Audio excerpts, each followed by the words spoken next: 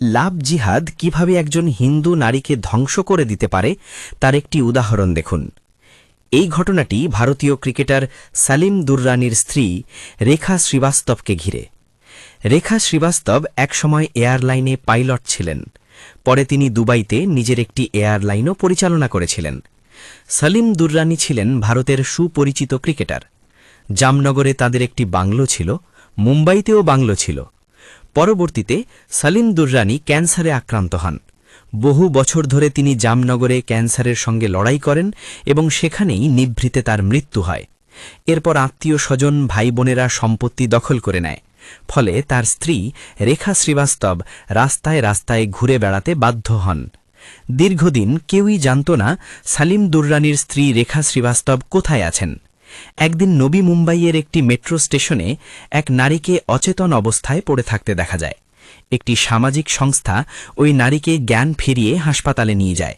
সেখানে যখন তিনি নিজের পরিচয় দেন তখন সবার চোখে জল চলে আসে।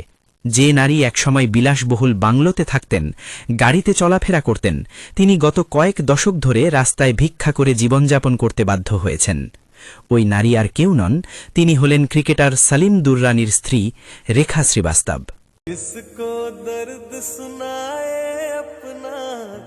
क्या नाम है?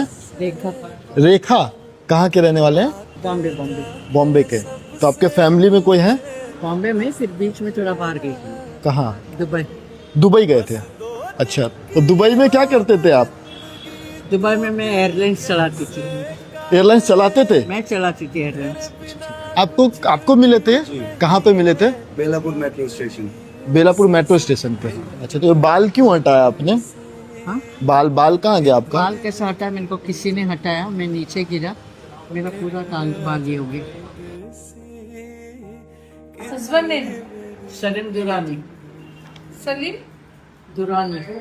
तेरा ही साया बनके तेरे साथ चला मैं, जो धूप आई तेरे सर पे तो छाओ।